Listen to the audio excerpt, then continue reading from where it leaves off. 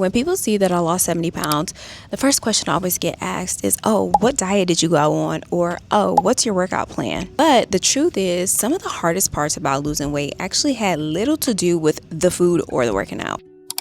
There are a few things about weight loss that people don't actually talk about. And these are the things that determine if I'll actually be able to keep the weight off or would I have to keep starting over and over again. So in this video, I want to talk to you guys about some of the hard truths that I learned throughout this weight loss journey. And this is not from some big fitness influencer perspective, but from someone who actually had to live through it and figure it out and transform into the person who just lives this way now. So one of the first things that I had to learn, and it's something that tripped me up for a long time throughout this process, is that healthy food does not automatically equate to fat loss. I was making smoothies, I was eating salads, I was doing the whole clean eating thing, but I was wondering why I wasn't seeing any changes. And the thing was, even though this food was considered healthy, some of the foods that I was eating was still very calorie dense. And baby, what I'm gonna tell you is those calories are going to add up. Whether you're looking at them, whether you're tracking them or not, they're gonna add up. So the real thing here is you will still gain weight even though you're eating so healthy, because when it comes down to it, it is truly that whole calories in, calories out thing. And if you are eating more than your body actually needs, it's going to store it as fat. And it's just as simple as that. And something I had to get real with myself is I had to really figure out what were my numbers, because I think people throw numbers out online all willy-nilly. They're like, oh, 1,800 calories, 1,900 calories, 2,000 calories. There is no reason you should be having a 1,200 calorie diet. People have very strict rules about low calorie diets, and it's such a blanket statement because for someone who is my height and my size and my activity level, I had to really figure out my numbers, and my numbers were more so on the lower end than the higher end. And it can get kind of confusing with all the information online. Even if you use a calorie calculator, it still may overshoot your calories. And something that I had to learn and be very kind with myself about is a person my height and with my activity level, my calorie window was much smaller than the average person or what you will see online or just the average numbers that you'll hear.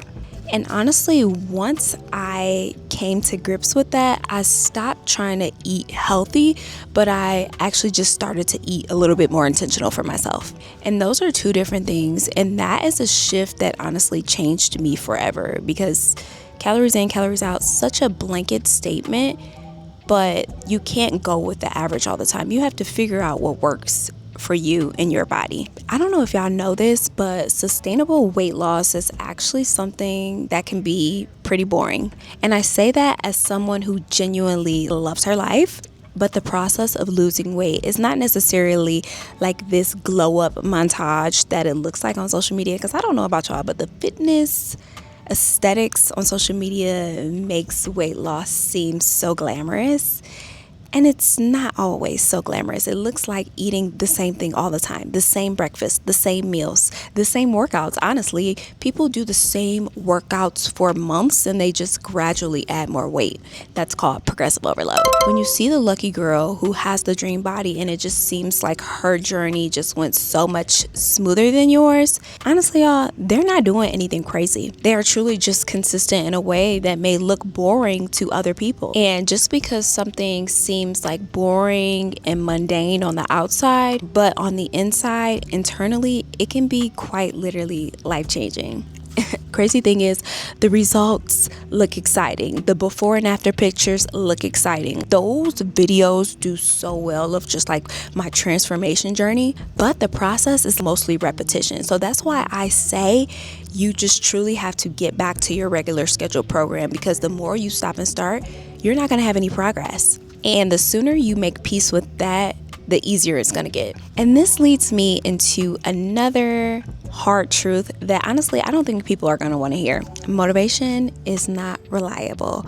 She is a very moody lady, she is. Motivation feels so exciting in the beginning, and you can think of motivation in any aspect. It can be not even aside with weight loss. When you're motivated to start the business, motivated to go back to school, it's so exciting in the beginning, but that motivation will disappear faster than you expect. I promise you that. I think the thing is, like, life be life and life gets stressful. I feel like our routines start to have some breaks in them. And honestly, the version of yourself who was so excited in the beginning when you were making your vision board, she's honestly nowhere to be found.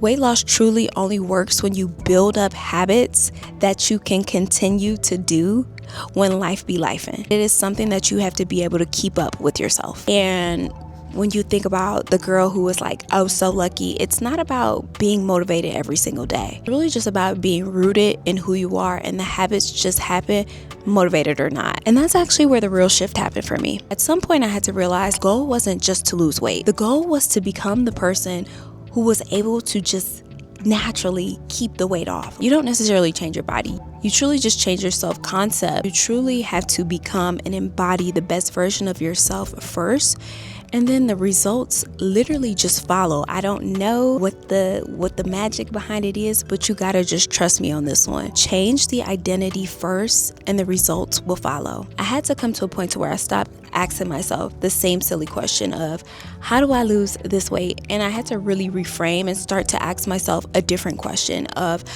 how does the healthiest version of myself live her life? That's the real question. And then after coming to grips and just learning to ask myself different questions from the perspective of the future version of myself, I just started doing what I thought the future version of myself would do.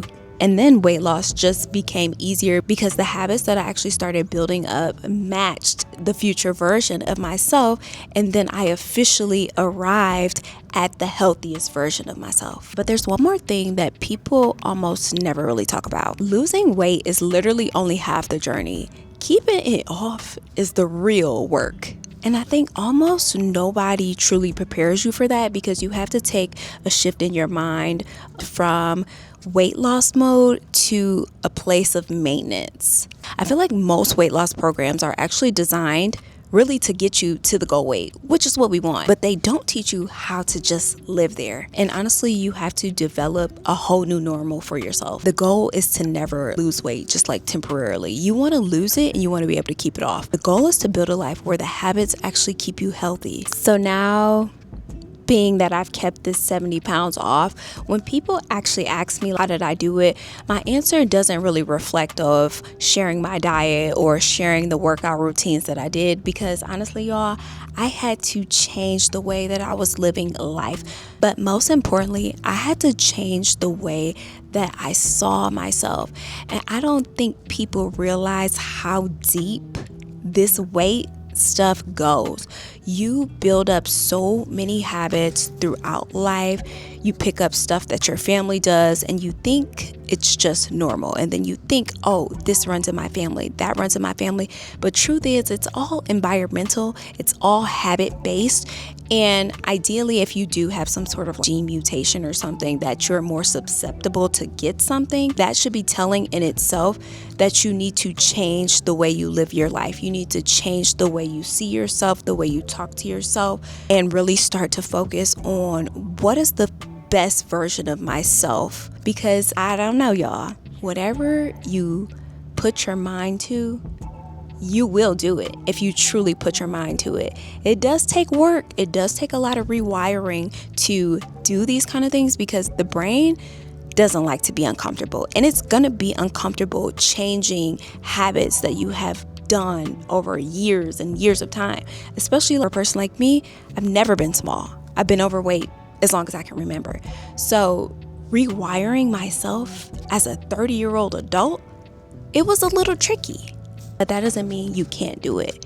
You truly have to look at yourself like the luckiest version. Like everything just happens for you. Before I go, I want to share something with you guys that I haven't really talked about yet. I have been creating this community called the Lucky Girl Club. We right now are over on Substack for free, and I'm sharing everything that has helped me throughout the past few years when it comes to weight loss, mindset shifts, and truly creating a life you love. So if any of this actually resonated with you today, I think you'll love it over there. Honestly, if you're watching this video, you're probably my people anyway, and you are a lucky girl yourself. So to learn more about it, I'll put the link in the description. It's free, and I think you guys should come hang out with me. With that being said, I hope you guys enjoyed this video. Don't forget to like, comment, and subscribe. Bye.